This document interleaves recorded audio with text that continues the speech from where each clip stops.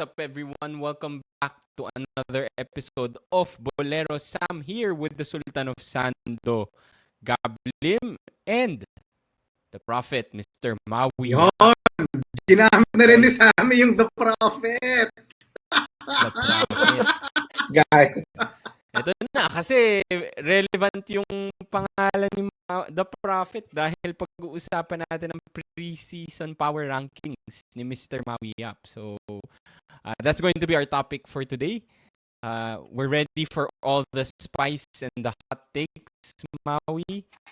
Less than 2 months before the season. So, finally, konting taste na lang. Konting tumbling na lang.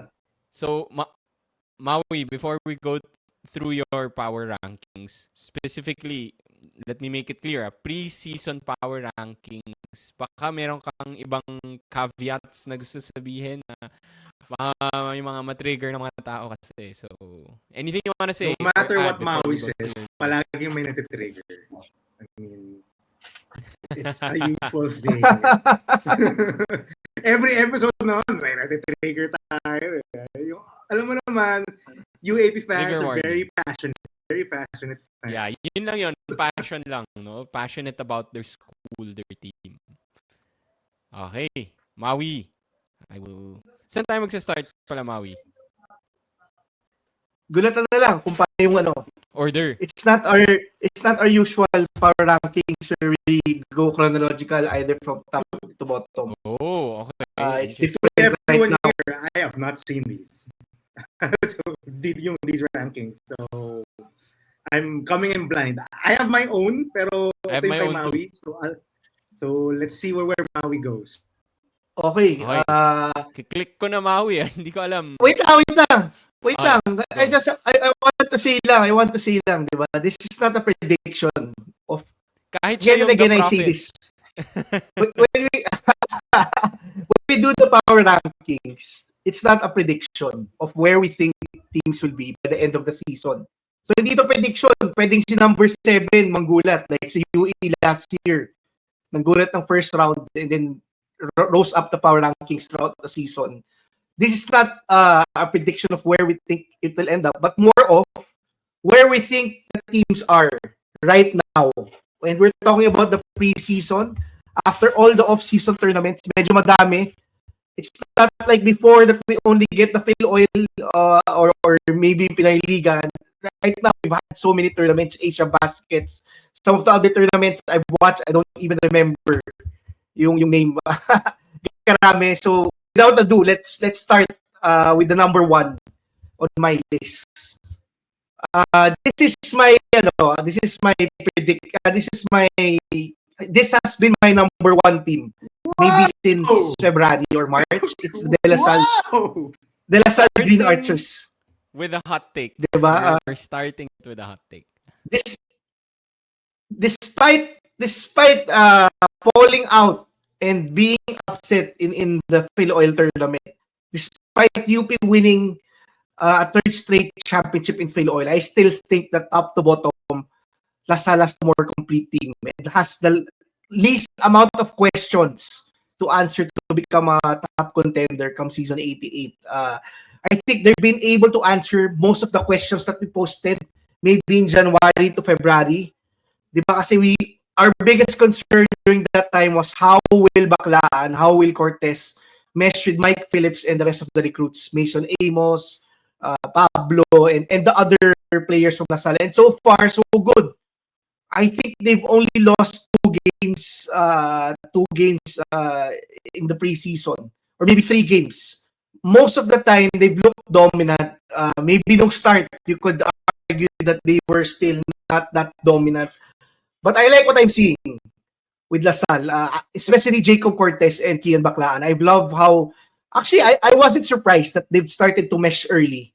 Kasi diba, they've been playing, as Gab mentioned in our previous episodes, they've been playing together for maybe the past year or so. And if you look at the coaching staff, si Coach Topex pa rin, and if you look at the past, guards usually do pretty well in Coach Topex's system, even when they had yung Marcelino twins, who were 2-point guards in San Sebastian. So I wasn't that surprised. What I've been surprised about despite overrating in my head maybe, si Jacob Cortez. He's the real deal. I think that he is probably one of the top contenders for mythical team. Maybe him or Kian Baclaan can get into the mythical team with I think si Mike Phillips come next season. And I think LaSalle is the early favorite for the championship next season. Any comments before we go to the obvious number 2? Well, you saw my reaction, Maui. I'm shocked. I think very highly of LaSalle. I was one of those critics of LaSalle early on in the preseason. Remember, their defense was not as sharp. They were turning the ball over. They were losing. They lost one game in Liga Next Man Cup, but they looked vulnerable to start, and they have looked unstoppable since. Ever since nag-click nga sa sabi mo, Maui, yung Baclaan and Cortez backcourt, when they started to heat up and warm up and play off each other, sobrang naging unstoppable ang LaSalle until they faced the UP Fighting Maroons in the semifinals of Phil Oil. Doon ko medyo nakita na I still have UP number 1. That's why I reacted that way. Ako, I would not put LaSalle on top of UP in my personal power rankings. If they had won against convincingly against UP in the Phil or in their second match, maybe I would have put LaSalle at number 1. But I still give the edge to the defending champions. I still love their defense. I still think their defense is better than LaSalle's, which is why I still think that they are the favorite for me to win the championship, to get a back-to-back. Yes, there are more questions. And that I agree with you, Maui. No? Mas maraming questions sa UP than with LaSalle. Because I think a lot of people, I think si Navs also talked about this. They don't have a real closer. Unlike the past season, it was clearly JD. He was the guy to close games. He was the guy to make decisions at the end of the game. Ngayon, wala eh. Harold's not doing it. We saw Remoga do it for a game. Remoga has been absent sometimes. Sometimes he's been played off the court. Si Abadiano has been the most consistent one. So we don't know yet. I do trust in the veterans of UP. I think they're the more veteran team. They have a ton of veteran guards. They have Yurei Remoga, who hasn't even played well. So I think that's gonna course correct itself. I think eventually we're gonna see the Yurei Remoga that we saw in UE. Well, not siguro the high scoring output because he's with better teammates, but the caliber of player that we know Yurei Remoga to be. And I like Francis Nuruka. If there's one question with me for LaSalle, it's their backup center. Because their backup center was supposedly Henry Agonane, and I thought I saw a lot of potential in Henry Agonane. It looks like it's going to be back to Bright Noanco, and I'm not confident Bright Noanco can play big minutes against UP or any of the big teams for, well, si UP lang naman yung big team kalaban nila. But I'm not confident si Bright Noanco can hang with the likes of Anuruka, with the likes of Agani Stevens. I don't think so. Yun yung biggest question mark para sa akin. The others, yung perimeter guys nila ng LaSalle, pero lang na ikut-ikutin yung mga sila. Apatam, si Dungo, si Makalalag. Whoever's playing well, pero lang ipasok besides si Jacob and si Kian. But I still have UP number 1. I still think defense wins championships, and when their defense is on, UP to me is unstoppable. More so than LaSalle. Sammy, I wonder where you went with this. I mentioned kanina sa start na I thought that was a hot take, Maui putting LaSalle as number 1. Let me correct myself. I don't think it's a hot take naman. I think it's a fair take. Lukewarm at most. I can't really argue that much against LaSalle being number 1. If you think about the talent alone that LaSalle added to this team, they did lose KQ. Siguro Raven Gonzalez, CJ Austria, but look at the guys that they added. Cortez, Baclaan, Amos, Pablo, even Mikey Cortez. You have your other rookies sila, Kines ba yun? Tapos LeBron James, they're not even playing that much. So, plus you get to retain the favorite to win the MVP, Mike Phillips, the best big so far. On top of like the other supporting guys that you mentioned na pwede nilang i-rotate sina Abadam. So hard to beat this team with a lineup that deep. Siguro I just have recency bias, or maybe because Gab, we were the ones that talked about that LaSalle UP game when LaSalle lost to UP in Phil Oil. Kaya medyo I sort of ranked LaSalle lower after that game then. I was just really impressed by what UP did to LaSalle that time, no. So I actually had UP in number 1 also in my preseason power rankings, just because I feel like they're clicking at the right time. I like yung team effort nila, yung team defense nila. You brought it up, Gab. Pero siguro nga yung question sa UP is sino yung magiging star. But we sort of talked about that in the previous episode. It's starting to look like Jerry Abadiano, yung magiging main guy nila on both ends of the floor.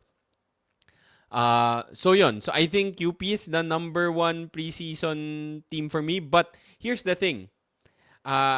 Medyo off timing lang din yung power rankings natin because LaSalle and UP are both going to play in WUBS, diba? Tama ba WUBS ba yun? Yung sa Japan? Yes, correct. So I think crucial Kung manalo sila sa amin in their matchups, correct. Diba? Correct.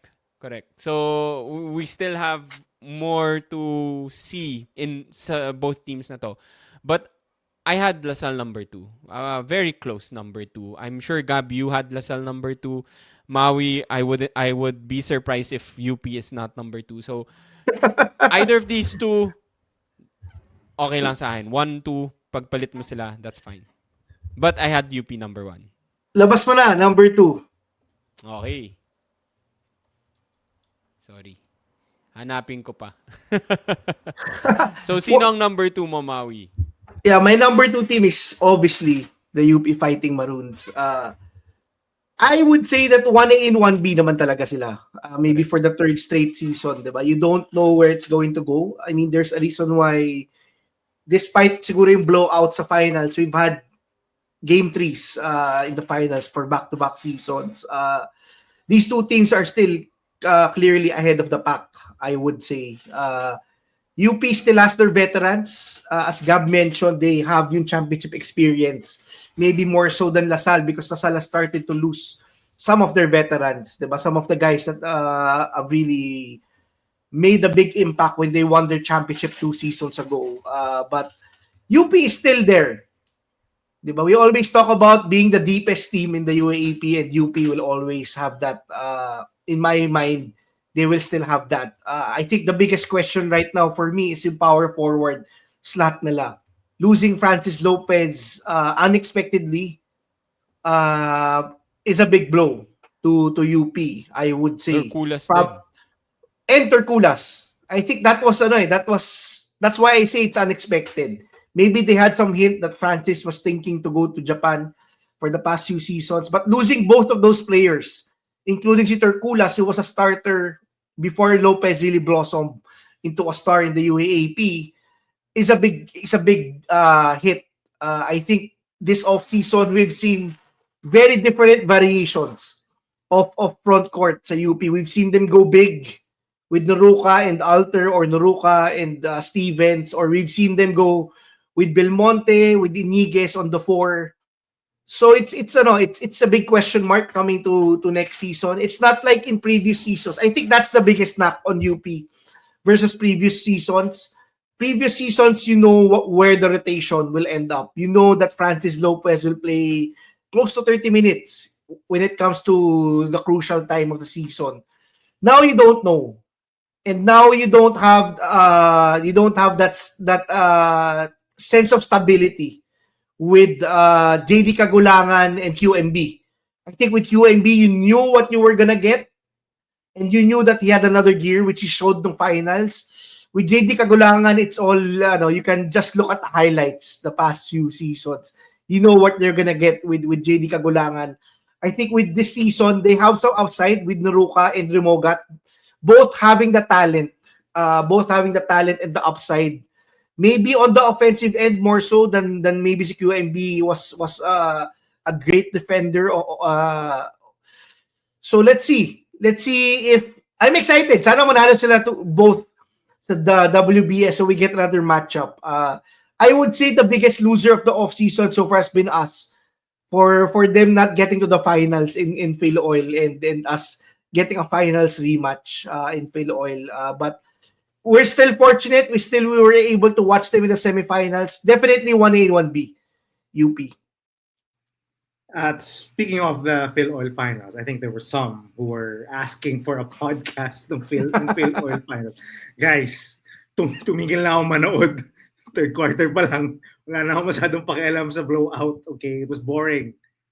So, and one-sided. Very one-sided. Yeah, we talked about this sa amin, no? Yeah. I know the audio was a bit bad no podcast natin, but we talked about it. I think you asked me, what's your prediction? Sabi ko, it's gonna be UP. Hindi naman ako nananaginip para sa NU, pero UP talaga mananalo convincingly, and it did happen. We didn't need to podcast about it. It was a pretty boring game. So yun, I think your reasons are valid naman, Maui. Ako, I just give the edge for defense sa UP Fighting Maroons and experience. I still think they are the team to beat coming into season 88. I don't doubt that for one bit. Agree naman ako sa concerns mo. The power forward slot, they've tried yung different combinations. As you said, Maui, they've tried to go double big. They tried to go with a stretch 4. I just haven't seen them go small a lot. I hope they would to get more spacing there. But I guess this is the benefit of having a 16 deep lineup. Kahit sino ihugot mo, pwedeng mag-produce. So this is the benefit of that. I don't think they would go that deep come the actual season. You know, that's not how they've rolled the past couple of seasons. I don't think anyone can go 16 deep in a game. Don't think that's possible. So I don't think that's possible. But these two teams are far and away the 1A, 1B. I don't think anyone can put any other team, kahit UST, NU, Ateneo, FEU, none can approach these two teams. And so much for those who were saying parity is not a problem in the UAAP. So, but yeah, these are clearly the top two. Malayo. Sammy? Yeah, nothing to add. I think this was expected. Kahit hindi pa tayo nag-preseason, I think we expected them to be number 1, number 2. I think the question is, sino lang yung better team? Di ba? Kahit di sila maglaro the entire preseason, exactly. we will probably put them 1 and 2 still in the power rankings. You don't need to watch a single game to know that they're in the top 2. I'm curious where you're going next. Are you going number 3, Maui? We're going from the back. Kasi mas controversial ang 3 to, I would say 3 to 6 is very controversial. For the worst team in the UAAP, I think this is gonna be a unanimous pick between the three of us. I have to go with the UAE Red Warriors. That fall from grace, from being the number 2 seed during the first round, the fall is continuing. And I don't see anything bright. I don't see sunrise near the horizon from UE right now. You talk about a team where there are a lot of gold miners, diba? It's a land of opportunity. But so far, it has been a very underwhelming preseason. Si Momoway looks the same from what he looked like during the time when he was a rookie. I was expecting si Coach Chris was hyping up si Momoway, and I was expecting him to use him in different ways, but it looks the same. A lot of turnovers, so many missed free throws, so many head scratchers, so many isolations from the top of the key where we don't want to see Momoway. John Abate is probably the lone bright spot for UE. Clearly, I think he will have a breakout season. this season 88. I think he scored 30 points a few games already, hitting more than 5 3-pointers in a game. Yet, I think they still lost by double figures in that game. So that's crazy. I don't know. There have been a lot of allegations also for UE. So not a lot of bright spots. It's a bit depressing kasi during the first round, you were starting to see the UE crowd get back into it, and now you don't know what's gonna happen. This is not like Coach Topex, where when he came to Lasal, we knew that there was gonna be a bright spot. There was gonna be a bright future for them. It's gonna be a wait and see. Maybe they surprise us for the third or fourth straight season and then disappoint us again in the second round this season. But I'm not really that high on what UE can do. Maybe it's gonna be the same story. If they hit maybe 40% of the 3-point shots, maybe they can get a few wins. If they don't get a ton of 3-point shots to go in, if Lingo continues to struggle, they probably win 1 or 2 games this season. That's where I see them right now. Sammy, you go first. Did you have UE last? Yep. Anytime you lose some of your top players, Rainier Maga, nakalimutan ko Devin na tuloy. Devin Fikes, some of your top players, and syempre the ones that graduated, sina Jack Cruz Dumont. Jack Cruz Dumont. It's Gerald tough. Wilson. You need to replace Unending. Oh. Unending. 190% of your lineup is who? Diba? That's We'll true. have to rank you number Si 8. Wilson pa pala. O nga, nakalimutan ko na nga. You need to find a way to replace yung gap na yun, di ba? So, that's going to be tough. And while Maui was talking, I double checked. Wala ata silang napanalunan sa Phil Oil, di ba? Nope, I don't they think they won didn't. anything. And Nope. The closest they got was, I think, an overtime game against Adamson. That's it. yeah. Adamson nga pala. Nag-overtime sila. But if you remember last year, the team that did not win a single game was Ateneo, and that was a early indicator of things to come nung pagdating nung season, 'di ba? More or less it was a struggle for Ateneo all throughout the year. So seems like it's going to be a tough season 88 for UE unless they find like a QMB level recruit last minute that could really change yung dynamics of the team. But I doubt that's gonna happen. Even if they did find, let's say, a starter level recruit ngayon, out of nowhere. I think they recruited someone, but I think di pa siya eligible. But if someone's eligible for this coming season, Who? hindi lang kaya ng isang player Magugulat yun. na lang tayo sa during the season Actually, itself. magugulat na lang We'll be tayo like, kasi sino to? Kasi wala eh. Masyado maraming butas para matakpan ng isang superstar. They need to rebuild. It's not just one player. It's not just the coach. It's a rebuilding season. Sorry na lang to the UE fans. Gap. Yeah, unanimous tayong tatlo. I had UE last. I think I went on an epic rant in our last episode about UE being a minor bolero of the preseason. But they're not really minor. I think they're one of the major boleros of the preseason. The commenters agreed with you. Actually, maraming nag-agree. Mga UE Yeah, I fans mean, din. I think if you're a common sense basketball fan, you really see na kulang. You watch their games and they really lack any sort of talent and consistency outside of Momoway and Abate. Si Lingo is hot and cold. Si Muling Tapang is a disappointment. Di naman disappointment, pero from what's expected of him with all the departures, he's been a disappointment. Yun lang masabi ko. I think Maui, when you said na John Abate had an explosion, that was against UP, and they kept it close for one half.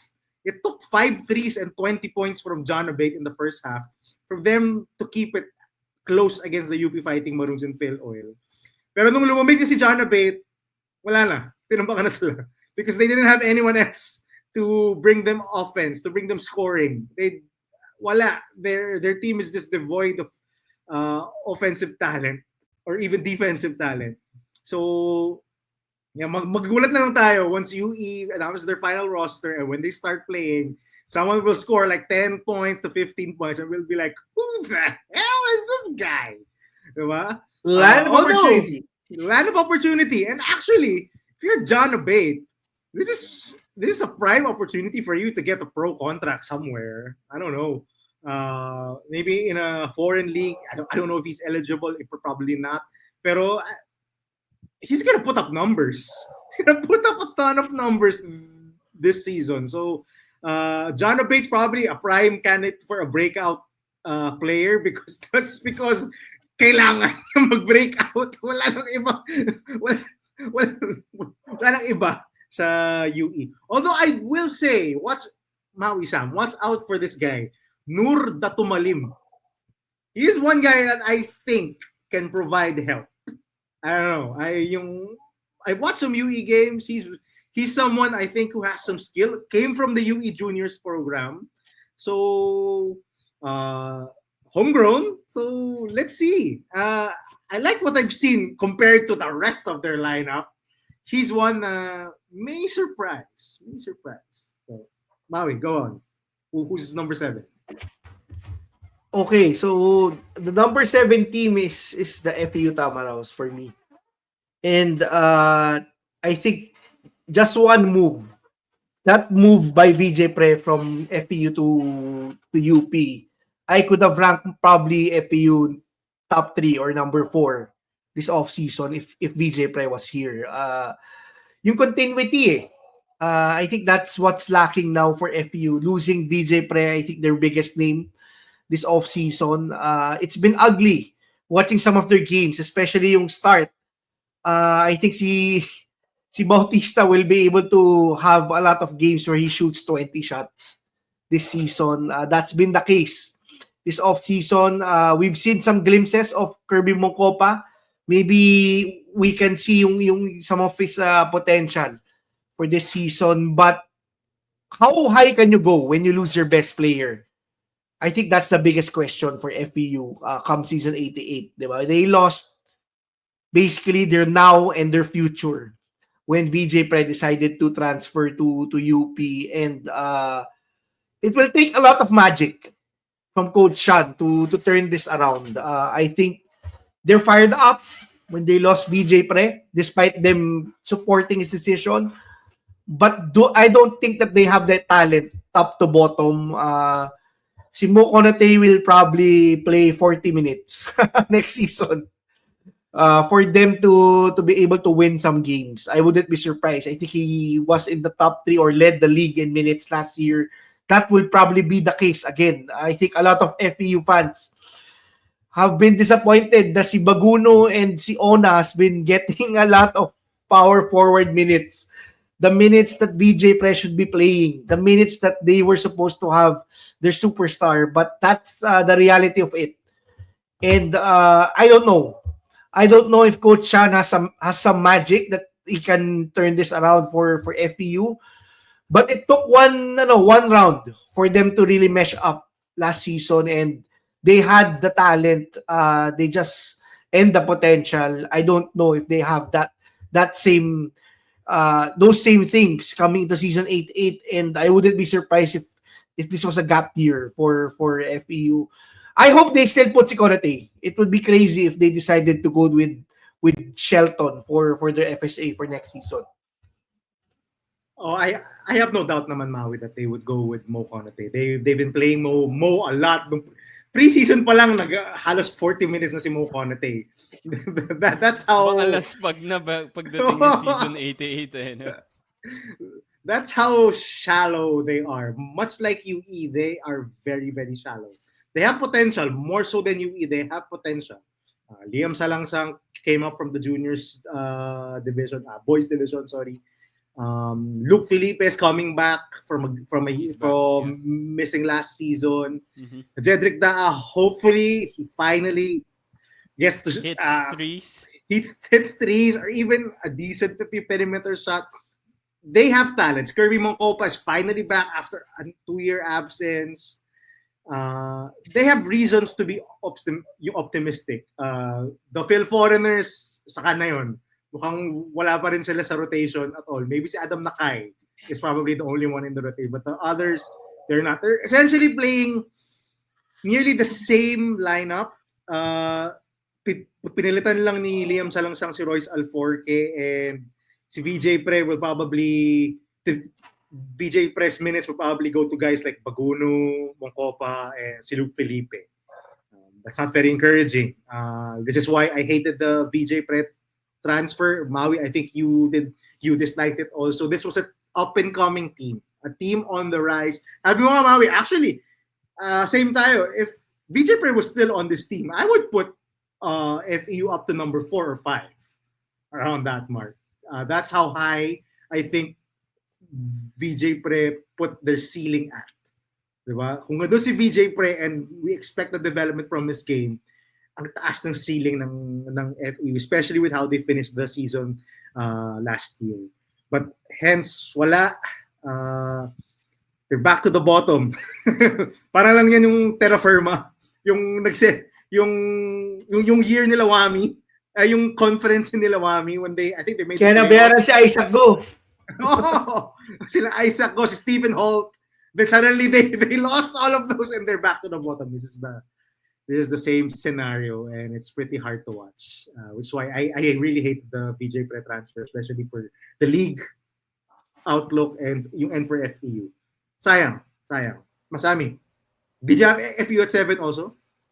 Yeah, I had FEU at 7. Actually, yung 7 and yung 6 ko were close for me, but just losing VJ Pre hurts FEU a lot.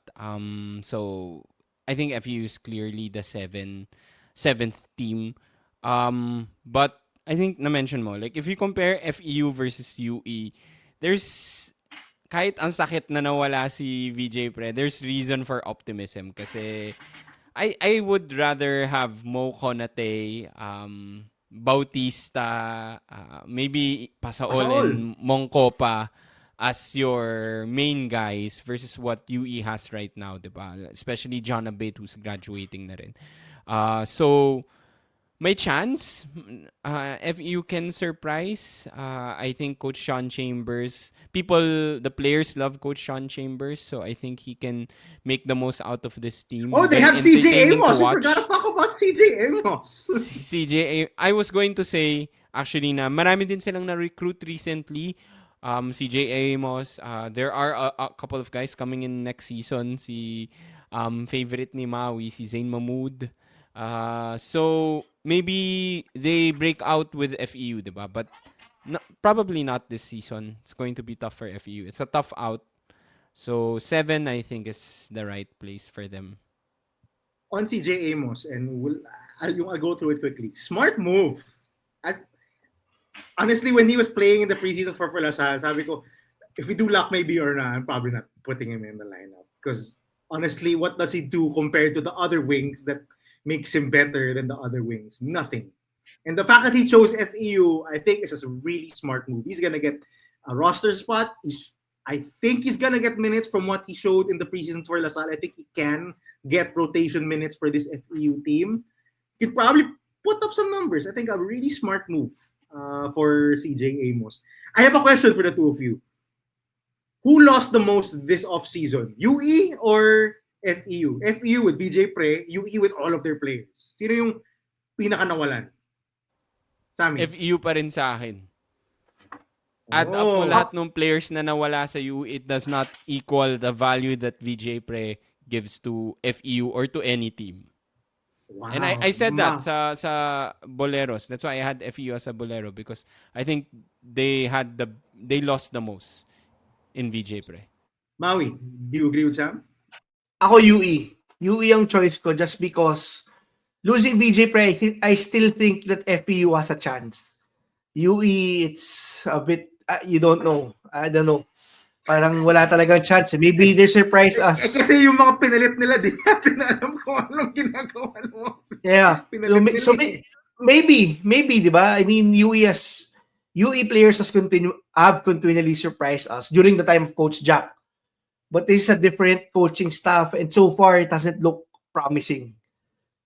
With FEU, at least you get Mokopa, who also has upside. You get Salangsang. And maybe some of the guys like Zayn Mahmood and Porter in a year could surprise Porter us. na sa UST. Si Porter na sa UST. UST. Oh, nakalimutan mo na naman. No.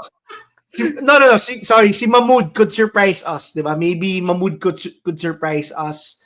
Maybe he gets the opportunity and maybe, I mean, may hope eh. Diba? We always talk about yung hope, especially when you talked about Ateneo last off-season. Diba? With the UE I'm not hopeful. I don't, surprise me na lang. Diba? Maybe they surprise us so much. But with the FEU, there's still a chance. Maybe they'll be able to make up with what they lost with VJ Preb by committee. May talent pa rin, no, Maui? May talent pa rin eh. May potential and the upside. That's, I think, something that's lacking with UE. Especially as you mentioned, Sam, si Abate will be gone soon. Okay. Ito na yung spicy part. Sino yung number 6? ito na. Ito na yung spicy part. So, we purposely did this. Hinuloy namin yung gitna because I think that's the spiciest right now. My number 6 is gonna surprise Gab, I'm sure. It's Ateneo. Silence muna, di ba? I agree. Hindi, because we're unanimous? Wow! Unanimous? Ikaw din, Gab. Oh. Yeah, I had Ateneo 6. I had Ateneo. Diba? So, and I think the main reason is we haven't seen them enough this off-season. Diba? I think the only time we saw them play a lot of games consecutively was early on in the preseason in Asia Basket. And I think that's where people will be saying that maybe we're underrating Ateneo at number 6. Kasi they were able to have a very good matchup with LaSalle during that game, despite Mike Phillips almost getting a 40-20. But I think that's the biggest thing with Ateneo right now. You don't know what we're gonna see. But this is not the same Ateneo team as it was last season. I've loved what I've seen with Kimani Ladi so far this off-season. I've heard a lot of stuff about the recruits, specifically Escobar and Lazo. I think they are the real deal. I think they could be rotational players for Ateneo. I've been holding my breath the whole off-season with Divine Adili because of some rumors that he might not enroll with Ateneo. But I think it's looking like that he will be in Atenean for 5 seasons. And I think that alone gives me hope for Ateneo. The rankings from 3 to 6 could vary. Maybe we see some of, actually, to be honest, itong number 3 to 6 natin, maybe we see somebody surprise in the first round and pull off a UE. Hopefully not the same second round that UE experienced, but all of these teams I think have the upside to compete, and I think Ateneo has a big chance to make the Final Four this season. It's not like last off season where we were hoping for a magic from Tab Baldwin that clearly had a lineup that had too many deficits. I think this offseason, the biggest problem is still maybe that backup center slot for Ateneo. But at least now we have Adili, diba? Versus, we remember the FSA from last offseason, from last season. He should diba? not be named. He should not be named anymore out of respect. But we have Ladi and we have Adili. I think si Lazaro is very happy that we will not have to play a lot of minutes at the 5 this season. I think what's the most unfortunate for Ateneo is losing Porter. Kasi sayang, I really think that he would have thrived as a backup big 4-5 for Ateneo this season. But I think Ateneo has the upside. Jared Bahay maybe hasn't been spectacular this offseason. But as you mentioned, Gab, his defense has improved. Ian Espinosa and Kyle Gamber have been the biggest, brightest spot for Ateneo, showing promise for next season. I think Gamber could probably be one of the best shooters for next season. Hopefully, he has that consistency. Espinosa will surprise a lot of people, especially since we haven't seen a lot of him 'di ba, the latter part of the off season, but I've loved yung improvement niya. I've loved specifically yung improvement niya from his both his yung outside shot niya from the 3-point line and from the mid-range. I think that he will be better this season, but we cannot really judge them wholly because we haven't seen them perform as much as the other teams, which is why I think this is the best spot for them at the moment, which is number 6. I cannot believe na naging unanimous tayo sa Ateneo. Honestly, Maui, I thought you would put them higher. Si Sammy, mas may chance. Si Sammy, mas pessimistic to sa Ateneo eh. Kilala ko na to since bata kami. Alam kong pessimistic si Sammy. So I thought na sure ako mas lower si Sammy, so baka same kami. Ikaw, Maui, I thought you would be positive on the Blue Eagles after what we saw in Asia Basket. That they solved, much like Adamson, they solved their needs this offseason. We needed bigs, and we got two, maybe of the better bigs that we could have gotten in the offseason, in Divine Adili and Kimani Ladi.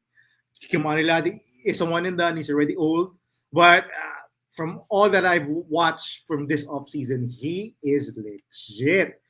Woo, my God, I think he's the best newcomer in the UAAP in season 88. I think he will be that.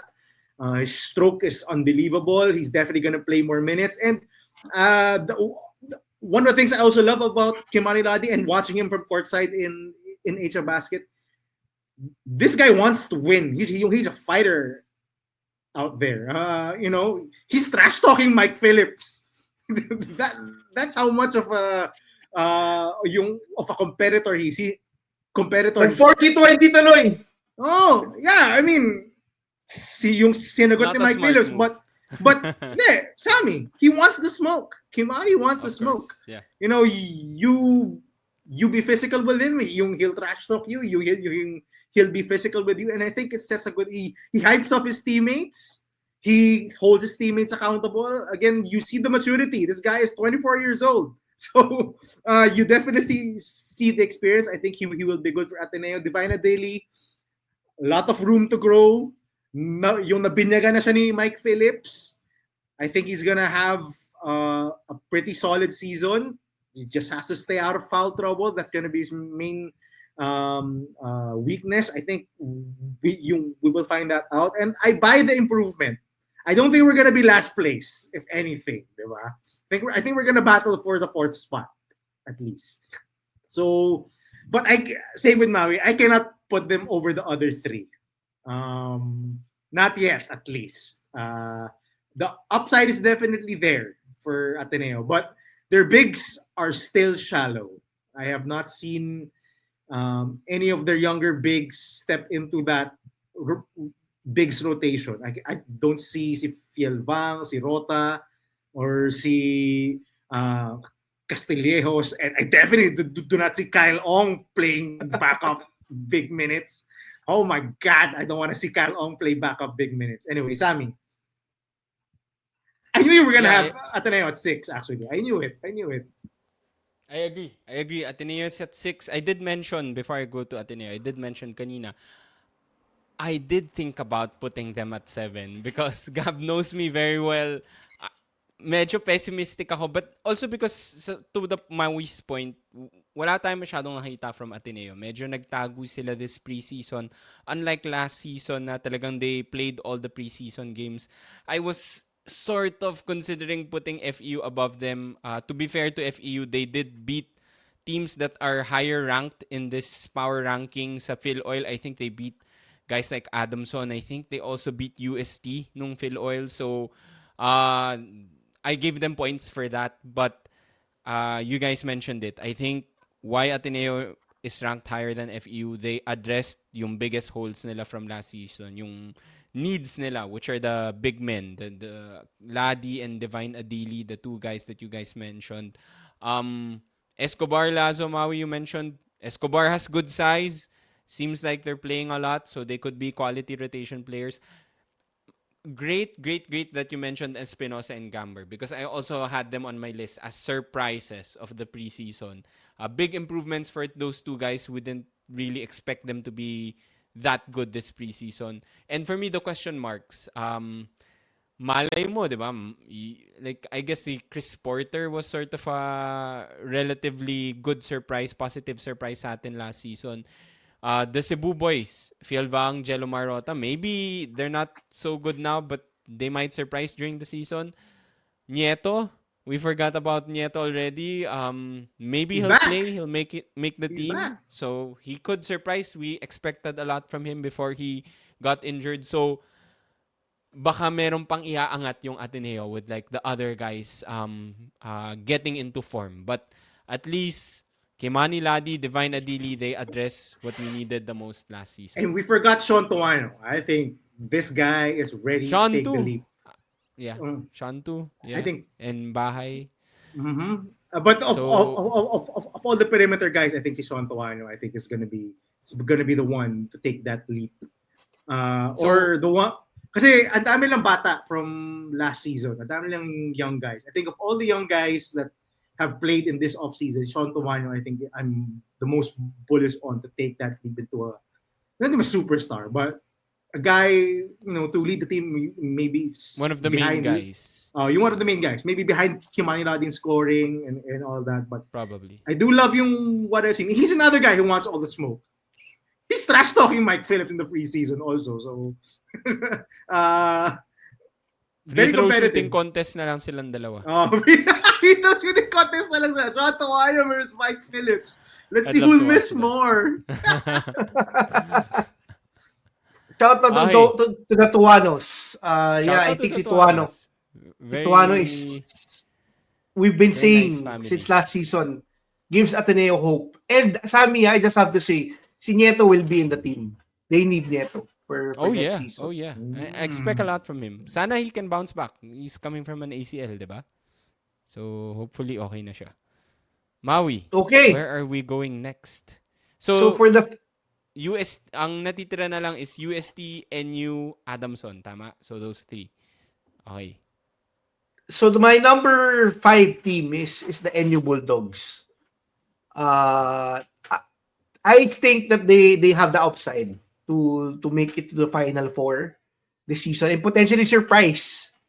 But I am still ranking the two other teams above them just because Adamson was able to beat NU for that title. I think in Pinoy Liga, I think NU hasn't really played yung full lineup nila consistently this off-season. I think that's a byproduct of them joining all the tournaments. Diba? We've seen them play half of their lineup in Phil Oil. We've seen them play half of their lineup in Pinoy Liga. Even in the playoffs. We've seen them play for consecutive days at a time. Diba? So talagang nilagari, as they say, ni Coach Jeff ang lineup. May And two I think- timelines din kasi sila eh, 'di ba? Yung sinasabi Yeah. ko, two timelines. Yeah, and I think that's the main reason, Sam. They want to give opportunity to their second timeline, which is their future. But I think si Manansala and si Figueroa are prime for breakout seasons. Omar John has been a revelation this off-season. We haven't even heard yung name ni Diasana the whole season. Colin Sakowe decided to transfer to UST. And I think that's because si Omar John has really solidified himself as potentially yung FSA for this coming season. I think NU could surprise this season. The biggest question is, can they become a top 2 team? Which has been the question the past 2 or 3 seasons already for NU. And I think this is their biggest chance. I think si Figueroa and Manansala are playing their last year. Correct me if I'm wrong. Yeah, and Steve Nash also. And Steve Nash also. I think this is that time that they have a good combination of veterans and a good combination of young guns. Sayang si Palangka kasi he could have been another guy who could have provided some upside to NU. But I still think they have the upside. They have young guns. I think si Humamoy, Tebol Garcia are looking to prove themselves also in the UAAP. That's gonna be interesting to see how that point guard rotation plays out. I think that's the biggest question the past 2 off seasons. But I think they have one of the biggest chance to make it to the Final Four. The reason why I'm not ranking them in the top 4 right now is because of that loss sa Adamson. I think we have yet to see yung full potential ni NU just because they have decided to play different lineups. Even sa playoffs, they haven't gone all in. And I think that's where their potential and upside lies. So it's gonna be interesting to see how they perform the rest of the offseason. I can't believe na halos same tayo 4 through 8. Ay, 5 through 8, Maui. This is the same. I had the same. I had NU at 5.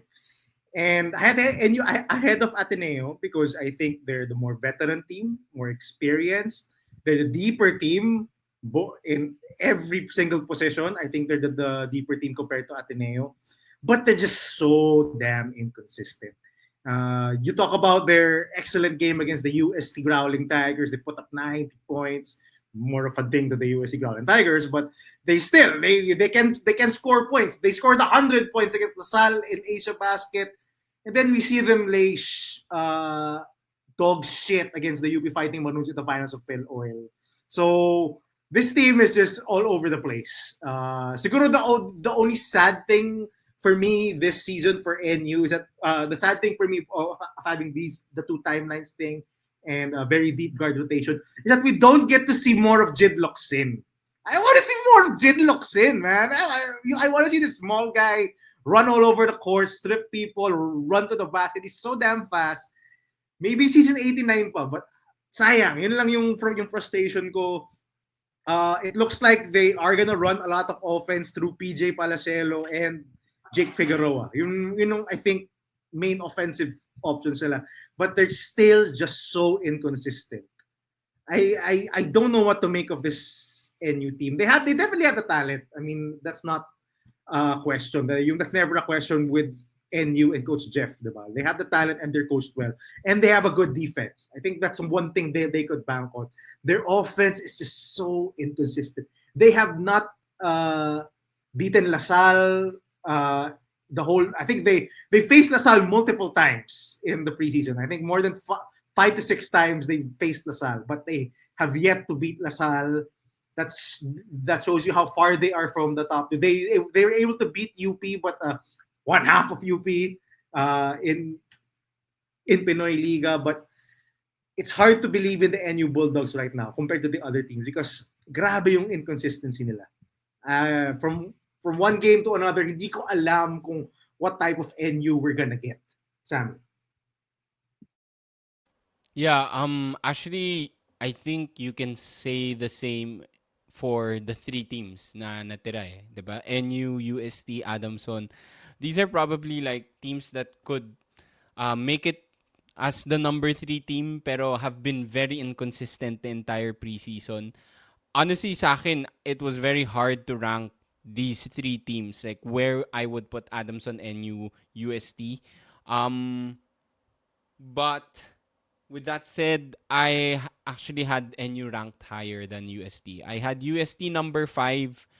I had NU number 4. So UST at 5. Okay, Yeah. okay, yeah, okay. I wanted to swerve. So actually, pag-usapan yan. yeah, actually, so makikita nyo na yung picks. So alam nyo na yung picks ko. I had Adamson number 3, NU number 4, UST at number 5. I'm not sure how you feel about that, guys, but just talking about NU, I think they've been very inconsistent. But to be fair to them, they made the Pinoy Liga and the Phil Oil finals. They lost both badly. Sa Pinoy Liga, they only scored like 40 points. Sa Phil Oil, tinambakan na sila ng 20 points ng UP agad. Although they made small runs. To make it to the Phil Oil finals, I think they beat UST. May recency bias then, so I sort of gave that to them. Why I gave them the edge over UST. I also looked at the stars. I think kung tingnan mo yung vets nila, Figueroa, Palacelo, Manansala, Omar John, Steve Nash, parang for me, it's a deeper veteran team versus, let's say, a team like UST, who has like Fortsky and Nick Caballero. But the other guys, Buenaflor, Akowe, those are young guys. Those are rookies. So, kind of hard to judge them. Hindi pa natin sila nakikita in a UAAP setting. That's why I sort of ranked them higher also. But I get why you would have NU lower. They have been very inconsistent. Very disappointing then. But well, to your point, Gab, they almost beat Lasal. Kung pumasok lang yung mid-range buzzer beater nung Yoboy, Sammy, PJ Palacielo. that would have taken them to overtime, not won the Ay, game. oo nga pala kasi 2 points. Oo nga pala. But almost they're there. They're almost there. To be fair to NU also, I think Tebol Garcia got injured for like the latter half of the preseason. Ngayon recently lang siya nakabalik. So I'm hoping we get to see like a more complete NU team. Kasi I'm high on Tebol Garcia. I actually like him more than Reinhard Humamoy now. So I want to see him play more at the guard slot. But yeah, I had NU number 4. Yeah, actually, to be honest, NU and my next team, talagang pinag-isipan ko. But contrary to your argument, I think my number 4 team, which is UST, so show mo na 4 and 3. Adamson is number 3, yes. No, contrary to your argument, I think UST has the inside track when it comes to superstars. Maybe I'm biased because of Fortsky Padrigao. Maybe I'm biased because of Cabanero. But to me, UST should have had a chance to be top 2. I think in the power rankings. Maybe if they didn't lose their FSA, maybe if they don't have that big question mark, if they had that continuity, maybe they wouldn't have been this inconsistent this offseason. I don't know if si Osang or si Akowe is the right choice. Diba? We've debated this so many times. Akowe looks like a guy who was upside but looks like a guy who doesn't fit their system. Osang looks like a guy who fits better with what they want to do this offseason. But I think it's a bit concerning that yung defense nila has been abysmal this offseason. We've always said defense wins championships. Defense is the cornerstone to a good UAAP team. That's why UP has been so consistently been good the past half decade or so. That's why Ateneo was able to win 4 out of 5 championships with Coach Tab. And that's because of defense. Diba? Maybe you get a team like Lasal who's above average in defense and who has the firepower of a KQ and get a championship. But at the end of the day, most champions are good defensive teams. And I think that's the biggest question mark for UST coming into season 88. And that's why I put them at number 4, not at number 3. I think that they still have the upside, maybe to outscore opponents, but I think it doesn't look as promising as last season. Maybe they don't have the upside. They don't have the defensive upside to make it as a top 2 team this offseason. Maybe they prove us wrong. Maybe Padrigao and si Cabanero have seasons of a lifetime to get their pro offers, diba? So Padrigao just hired, I think, yung sports agency ni Kiefer Ravena. And I think that's his main goal, to get a contract abroad, not in the PBA. So let's see. But you have to give props to Adamson. I think si Coach Nash has really done a tremendous job this offseason. You don't win championships, diba? You win championships because of how good your team is playing. Diba? And it's the complete opposite. When you talk about UST, you talk about offense. When you talk about Adamson, you talk about their defense. They grind themselves out into games and they limit you, your scoring, just as NU, diba, who scored maybe one of their preseason lows 46 against points. 46 points against Adamson. So I think it's very, very promising for Adamson just because you see yung upside nung team nila. They used to have a lot of veterans. Now they have young guns like Medina and the likes of the other rookies who give you some potential, who give you some upside. Yet you still have those veterans, diba, who will give you yung stability. And I think Adamson hopefully they surprise us and not become the Chicago Bulls of the UAAP. Hopefully no more play-ins. I think their biggest win this year could be them ranking as the third seed and maybe potentially surprising as the second seed. But we always love how Coach Nash how he has been able to maximize the talent that he has.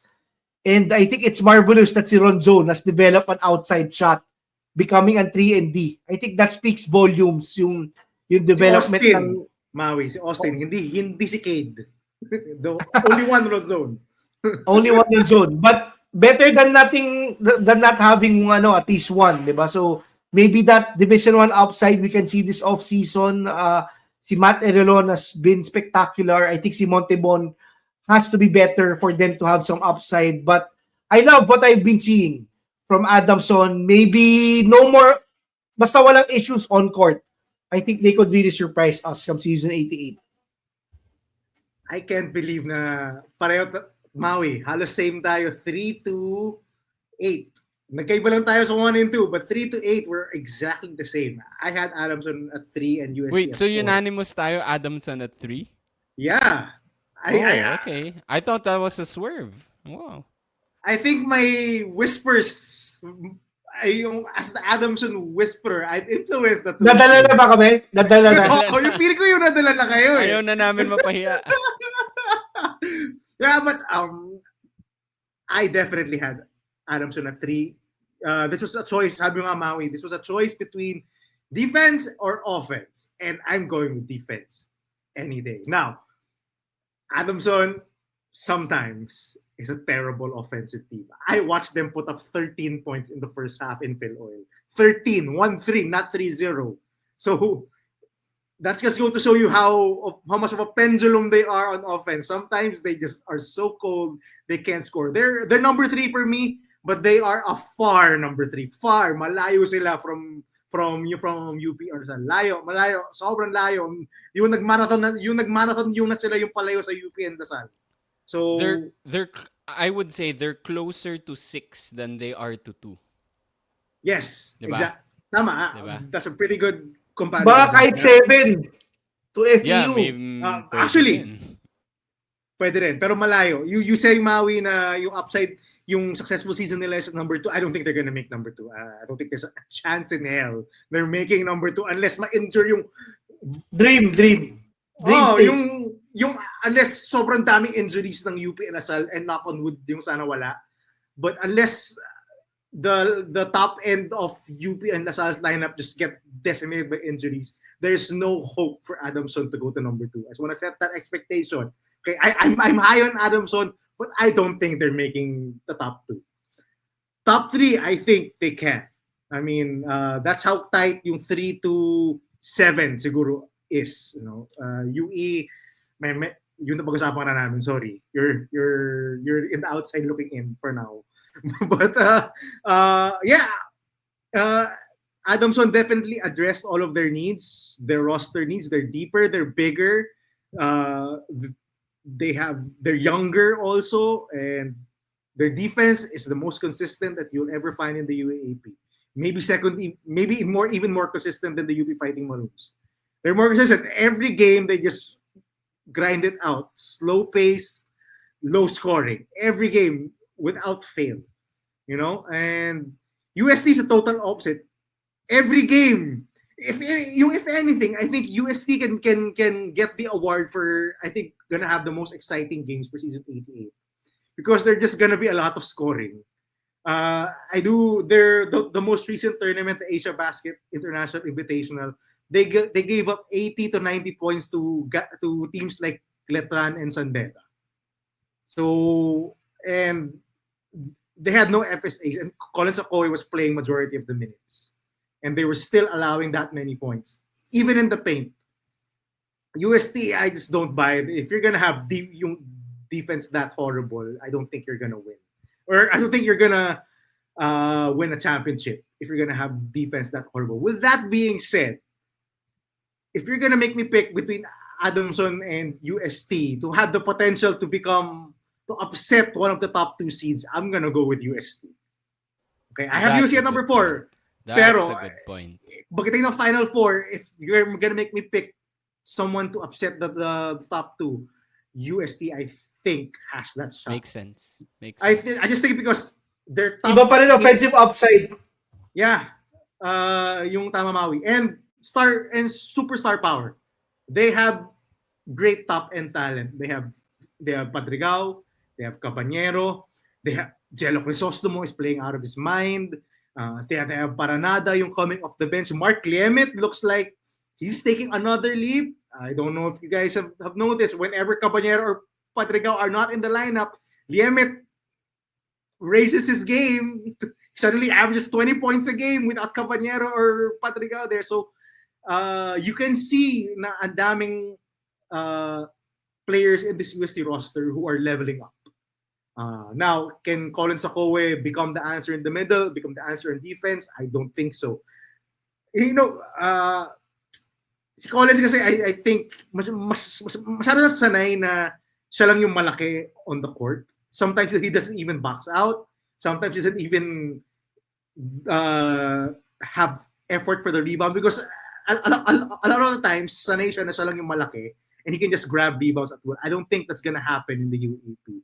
You're gonna face guys like Phillips, Momoway, Konate, Noruka, Stevens, and all the like. There's no way you're gonna grab 20 rebounds with that kind of effort. So malayo pa, but same time Maui. Wow, Adamson na 3 tayo lahat. Sammy, go ahead. Yeah, I guess hindi pala swerve yung Adamson na 3, unanimous. Recency bias siguro, ba? Recency bias din.